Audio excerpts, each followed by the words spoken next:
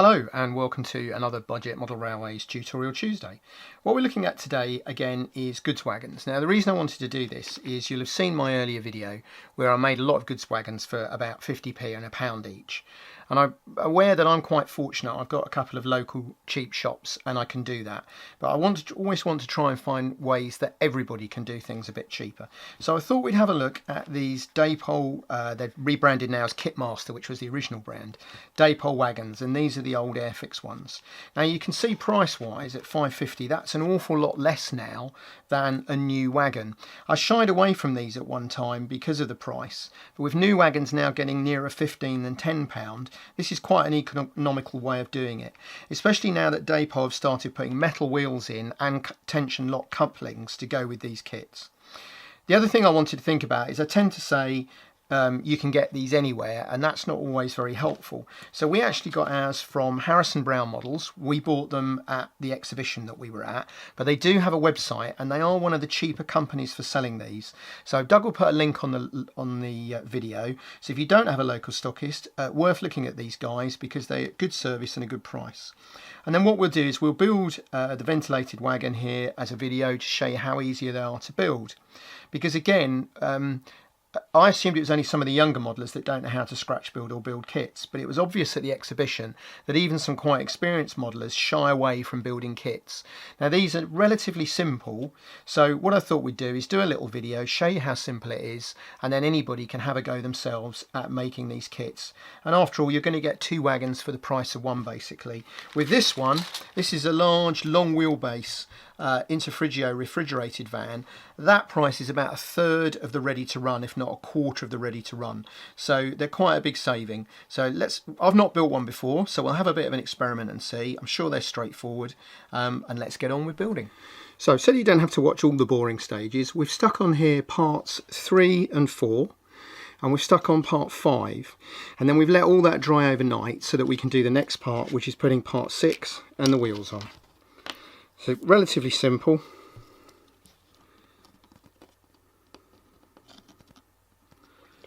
Obviously just gluing it on there.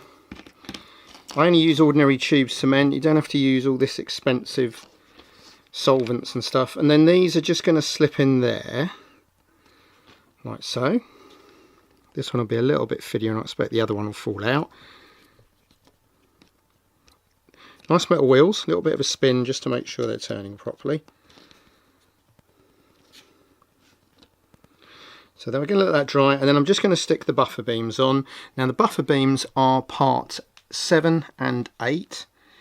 Now these are older kits, so whereas you'd like lots of locating pins, there aren't any. So these are a little bit of a butt joint, just like that. On there. And that one on there. But then that gives you quite a nice rolling little chassis. And what I'm going to do, I'm going to let that dry solidly before we build the body. So what I'm going to do now is just fit parts 17 and 18, which are these, which I believe are brake handles of some description. They are supposed to fit into these little locating holes, but I'm finding that a little bit fiddly. So I have opened the holes out a little bit. And I'm just going to see if they will just glue, and the answer is yes, they will. So I'm going to let that one dry, but you can see the level of detail on these. I'm just going to put the other one in. Right, that's those two bits done, and then we'll just leave that there to dry. So what I'm going to do now is fit these. These are the tension lock couplings that come with the kit. Now they're nice new sort of mini Hornby Bachmann ones.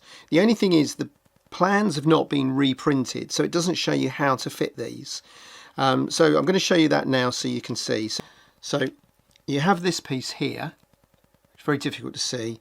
That circular piece goes in there. This clips onto there, and it has a right and a wrong way round, so it goes slightly more forward that way. And there you go. There's only a couple of ways you can do it, so you can soon experiment. And then all I'm going to do is just glue those into place. Little dab of glue. Now I have tried these on a wagon and they hitch up quite nicely, so they're the right height then once they're glued into those points. Now what it does mean is obviously you can't put all the detailed couplings and things on that come with the kit, but then most of us are going to want to have the couplings on anyway to use, and it really is that simple. It's just a shame they don't tell you in the plans. That one's gone a little bit astray, so we might need to play with that one a little bit. There we go. So there we go. Now we've got our couplings on as well, and now we'll do the body. I'm struggling a little bit to get the sides on, which is really the point of doing these videos, I suppose.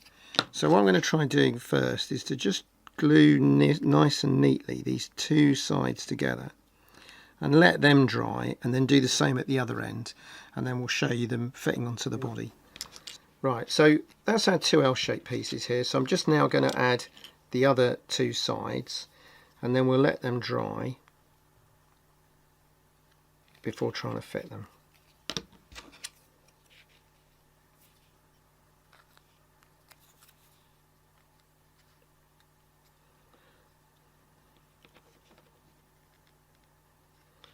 So it's going to go there quite nicely.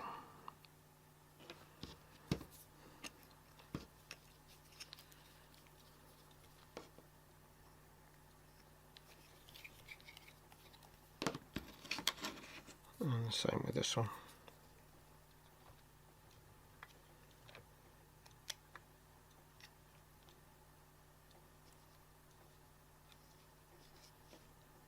There we go. So we'll let them dry, and then we'll try fitting them onto there. So we have our two end pieces here, which I'm just going to glue and then stick on.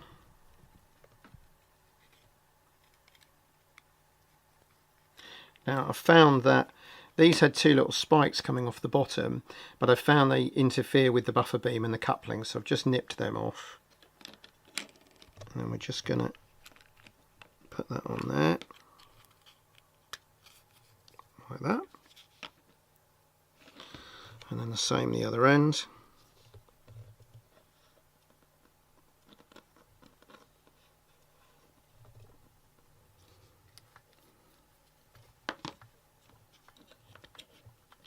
There we go. And then that is beginning to look very much like a wagon. Okay. So one thing I find with a lot of wagons is they all need a little bit of weight, which obviously this hasn't got, like the ready to run ones.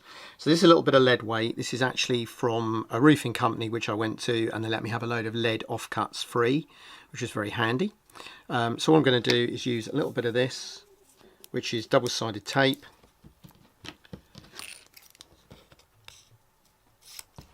Just to stick this in. I find this usually works quite well. You could hold it in with a bit of plastic card, however you want to do it. You can buy weights online, loco weights or wagon weights, so you can use those. I've seen people use wheel weights from Wheel Balancing if they've got access to them cheap. So we're just going to peel the backing off this, and then stick that down in the wagon. Nice and solid, not going to rattle around. And then that just gives us a bit of weight in there. So just going to have a go at sticking the doors on. These have proved to be a little bit fiddly. So we'll just put some glue in there. And we might glue it afterwards as well. So I've glued them together as a panel. We're going to just go under those hinges, which is a bit fiddly. There we go.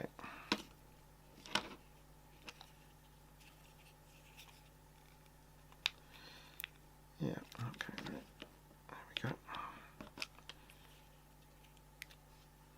So that's that one. I'm just going to do the other one. Wants a little bit of glue on it. So I'm just gluing that ready so that when it goes in, it's got something to hold it into place. I know I go quiet occasionally, as I've explained on some of the other videos. If I'm concentrating, then I like to just watch what I'm doing. It's trying to get it under these hinges that's the little problematic bit.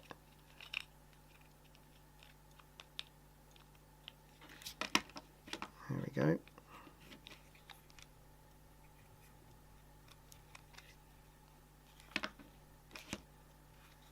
So That's a little bit tall still. Just work that down underneath. There. That's good. We've got all the sides down and flush, so we should now, a bit of luck here to get the roof on. Just going to put a little bit of glue down the top of it just to hold the doors. So a little dry run of the roof just to make sure everything fits okay. Which it does, and the roof will then hold everything in place. So that's obviously quite simple. A little bit more glue along all the edges. Hopefully the pictures explain what we're doing as well as the words.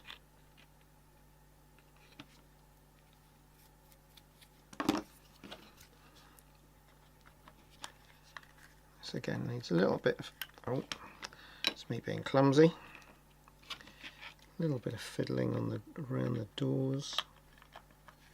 Typically the dry run worked fine. And there we go. That's the roof on. Just got to sort this little panel there. There we go. So you're just going around and checking really. It's one of the reasons I don't like the quick dry glues, because it doesn't give you much time to realign things. So there we go, a little bit fiddly, but that's all together. All we've got to do now is add the buffers, which I'll do a little bit later when the buffer beams are a bit more solid.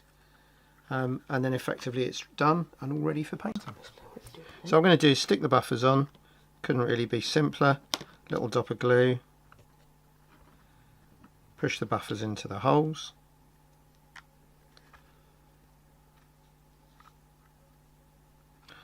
Same the other end. And there we go, that's those two stuck in as well. So we've got all our buffers, we've got our wagon all done, just waiting now to be painted. And we'll do that in next week's video. Thanks so much for watching this episode of Tutorial Tuesdays. Click on the left for last week's episode, click on the right for the next one in the series. Please do like, comment or subscribe, and thanks again for watching.